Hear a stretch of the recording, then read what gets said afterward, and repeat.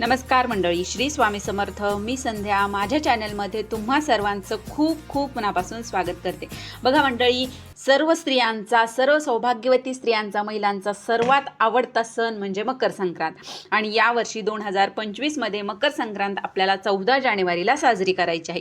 त्या अगोदर आपल्याला 13 जानेवारीला भोगी देखील साजरी करायची आहे. आता ही भोगी कशी साजरी करायची याचा व्हिडिओ आपल्या चॅनलवरती आलेला आहे. जर तो तुम्ही पाहिला नसेल तर नक्की बघा. आता बघूया आपण की मकर संक्रांतीच्या दिवशी आपल्याला मकर संक्रांत कशी साजरी करायची आहे. या दिवशी आपल्याला सुगड जे आहे ते, किंवा काही ठिकाणी त्याला खण म्हणतात, ते कसे पूजन करायचं, त्याचं पूजन कसं करायचं, खणामध्ये पहिला पदार्थ आपल्याला कुठला टाकायचा आहे, वाण द्यायला जायचं असतं बघा या दिवशी आपल्याला मंदिरामध्ये, तर वाण द्यायला जाण्याचा आपल्याला शुभ मुहूर्त कोणचा आहे, अशी बरीचशी माहिती आज आपण या व्हिडिओमध्ये पाहणार आहोत. त्यामुळे व्हिडिओ अगदी शेवटपर्यंत पहा. आणि जर तुम्ही माझ्या चॅनलवरती नवीन असाल तर चॅनलला सबस्क्राईब करा. तर बघा मंडळी, यावर्षी 14 जानेवारी 2026ला बुधवारी आपल्याला मकर संक्रांत साजरी करायची आहे. आणि या मकर संक्रांतीचा पुण्यकाल आहे बुधवारी दुपारी 3:06 ते 6:10 आपण या वेळेमध्ये, या काळामध्ये आपण वाण देऊ शकतो.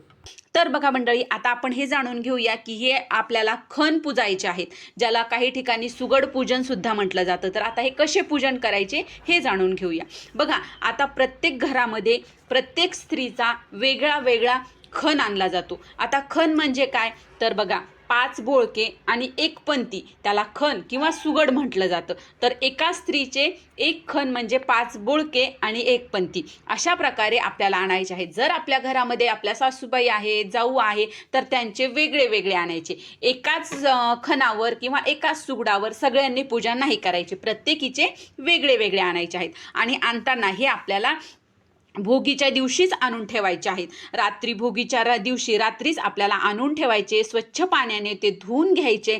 आणि तुमच्याकडे जसं करत असतील तसं करा. जर तुम्हाला माहीत नाही तर तुम्ही या प्रकारे तुम्ही सुगड पूजन करू शकता. जर तुम्हाला शक्य झालं तर बघा, तुम्ही भोगीच्या दिवशी रात्रीच आपल्याला हे सुगड पूजन करून घ्यायचं आहे. म्हणजे कसं, त्याला आपल्याला त्या सुगडाला धुतल्याच्या नंतर पुसून घ्यायचं. त्याला आपल्याला हळदी कुंकवाच्या रेषा ओढून घ्यायच्या आहेत, नाम म्हणतात त्याला, नाम ओढून घ्यायचे. आणि त्याच्या गळ्याला आपल्याला दोरा बांधून घ्यायचा आहे. आणि नंतर आपल्याला रात्रीच त्याचं पूजन करायचं आहे. तर बघा, जर शक्य झालं तर तुम्ही भोगीच्या दिवशी करू शकता, नाही तर तुम्ही संक्रांतीच्या दिवशी सकाळी सुद्धा हे पूजन करू शकता. तर आपल्याला काय करायचं आहे, सकाळी सर्वात अगोदर आपल्याला स्वच्छ आंघोळ करायची. आंघोळीच्या पाण्यामध्ये आपल्याला तीळ, तांदूळ, हळद, कुंकू टाकून आपल्याला आंघोळ करायची आहे. फक्त एक गोष्ट लक्षात ठेवा मैत्रिणींनो, संक्रांतीच्या दिवशी केस धुवायचे नसतात. म्हणून आपल्याला भोगीच्या दिवशीच आपल्याला केस धुवून घ्यायचे आहेत. आणि त्यानंतर सूर्यदेवाला अर्घ्य द्यायचं, आपली देवपूजा करून घ्यायची, घरातील मोठे जे कोणी आहेत त्यांचा आशीर्वाद घ्यायचा आहे. नंतर आपल्याला हे सुगड पूजन करायचं आहे. तर त्यासाठी सर्वात अगोदर जिथे आपल्याला सुगड पूजन करायचं आहे ती जागा तुम्ही स्वच्छ करून घ्यायची आहे. बघा, जर तुम्हाला शक्य होत असेल तर या प्रकारे तुम्ही बाहेर दुसऱ्या ठिकाणी सुद्धा असं पूजन करू शकता. नाहीतर तुम्ही तुमच्या देवघरामध्ये सुद्धा, हे देवघराच्या समोर पाट टाकून सुद्धा तुम्ही असं हे पूजन करू शकता. असं नाही की जे व्हिडिओमध्ये दाखवलं आहे याच प्रकारे करायचं किंवा हेच साहित्य पाहिजे. जे तुमच्याकडे साहित्य असेल, एखादं साहित्य नसलं तरी देखील आपण पूजन नाही करणं असं करू नका. एखाद दुसरं साहित्य नसलं तरी सुद्धा आपल्याला हे सुगड पूजन करायचं आहे. तर बघा, आता आपल्याला काय करायचं, जागा स्वच्छ करून घेतली, त्यावर लाल कपडा अंथरवायचा. सर्वात अगोदर आपल्याला दीपपूजन करून घ्यायचं आहे. दीपपूजन करून घ्यायचं. त्यानंतर आपल्याला गणपती, कुठलीही पूजा करत असताना सर्वात अगोदर आपण गणपतीला आवाहन करत असतो. तर गणपती पूजन करून घ्यायचं. आणि बघा, गणपती बाप्पाला हळद, कुंकू, अक्षदा, धूप, दीप दाखवायचा. त्यांना गुळ खोबऱ्याचा नैवेद्य दाखवायचा आहे. आता तुम्ही जर देवघराच्या समोरच करत असाल तर तुम्हाला वेगळे गणपती समोर मांडायची आवश्यकता नाही. तुम्ही तिथेच पूजन करू शकता. तिथेच दिवाही लावलेला असतो, तुम्ही तिथे सुद्धा करू शकता. आणि जर तुम्ही बाहेर करत असाल तर तुम्ही गणपती, किंवा तुम्ही तिथे सुपारी सुद्धा जोडविड्याच्या पानावर ठेवू शकता, गणपती स्वरूप. तर अशा प्रकारे आपल्याला गणपती पूजन करून घ्यायचं आहे. नंतर आपल्याला त्या कपड्यावर आपल्याला 5 तांदळाच्या छोट्या छोट्या राशी ठेवायच्या. त्यावर आपल्याला जे आपण सुगडाला म्हणजे खणाला आपण हळद कुंकू लावून घेतलेला आहे, दोरा बांधून घेतलेला आहे, तो त्याच्यावर ठेवायचा. त्यामध्ये सर्वात पहिला पदार्थ म्हणजे तीळ टाकायचा आहे आपल्याला.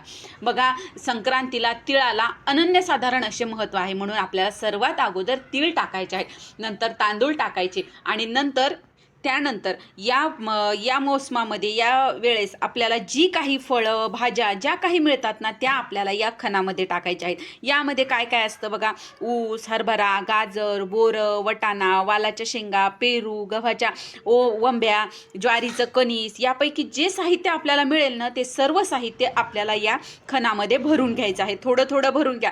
तुम्ही अगदी छोटे छोटे काप करून सुद्धा भरपूर भरू शकता किंवा मोठे मोठे काप जसे तुम्हाला जमतील तसे करून यामध्ये आपल्याला सर्व टाकायचे आहेत. त्याचबरोबर यामध्ये आपल्याला एक तिळाचा लाडू सुद्धा टाकायचा आहे आणि हे टाकल्याच्या नंतर आपल्याला त्याची पूजन करून घ्यायचं आहे. आता पूजन म्हणजे प्रत्येक बोळक्याला खणाला आपल्याला हळद कुंकू अक्षदा लावायच्या आहेत. त्यानंतर त्यावर आपल्याला अक्षदा फूल व्हायचं आहे. अशा प्रकारे आपल्याला याचं पूजन करून घ्यायचं आहे.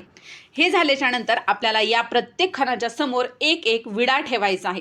आता विडा कसा करायचा बघा, 2 जोड पानं घ्यायची, त्यावर खारीक, वाटी, सुपारी, हळकुंड, बदाम आणि एक तिळाचा लाडू फूल आपल्याला अर्पण करायचं आहे. असं ठेवून घ्यायचं आणि असे आपल्याला 5 विडे तयार करायचे आहेत. बघा, हे जे विडे आहेत ना काही ठिकाणी केले जातात, काही ठिकाणी नाही केले जात.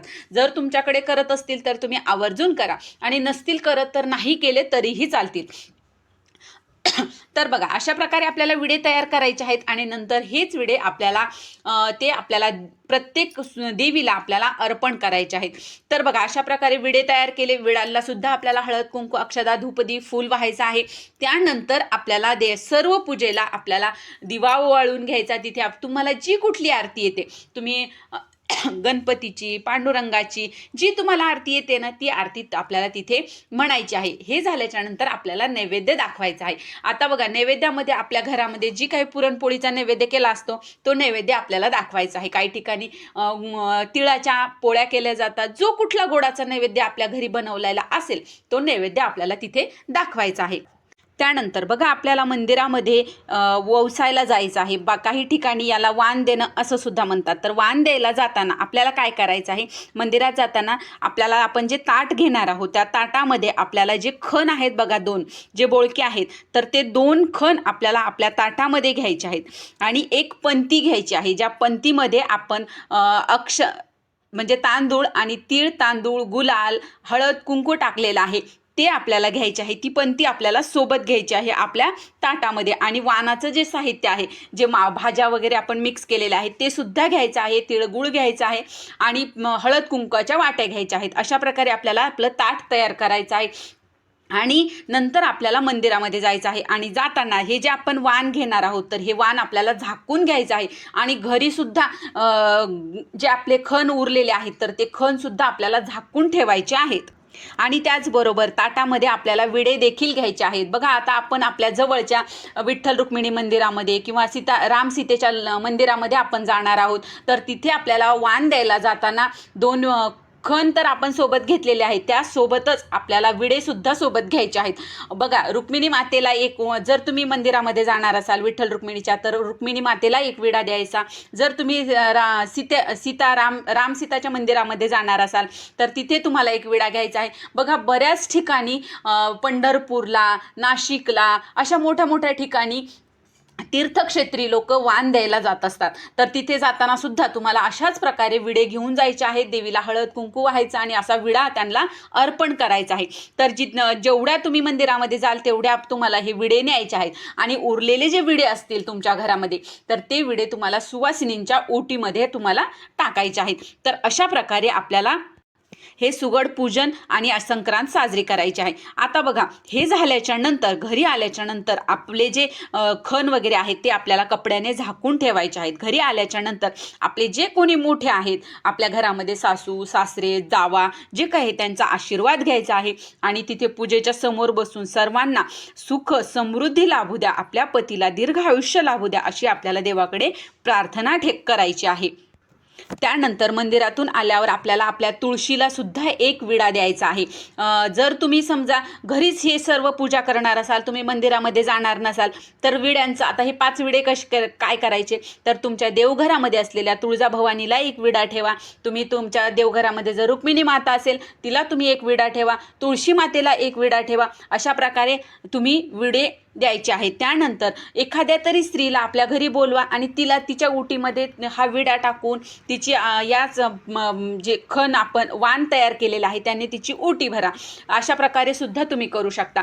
जर मंदिरामध्ये शक्य नाही झालं तर तुम्ही या प्रकारे घरच्या घरी करू शकता. आणि बघा बऱ्याच ठिकाणी या दिवशी उपवास देखील पकडला जातो किंवा काही ठिकाणी फक्त वाण देऊन येईपर्यंत जेवण करत नाही. जसं तुमच्याकडे करत असतील तसं तुम्ही करू शकता. तर अशा प्रकारे अतिशय साध्या सोप्या पद्धतीने आपल्याला संक्रांत साजरी करायची आहे. तर ही छोटीशी माहिती होती जी मला तुमच्यापर्यंत पोहोचवायची होती. जर तुम्हाला हा व्हिडिओ आवडला असेल तर व्हिडिओला लाईक करा, जास्तीत जास्त लोकांपर्यंत हा व्हिडिओ शेअर करा आणि माझ्या चॅनलला सबस्क्राईब करा. श्री स्वामी समर्थ.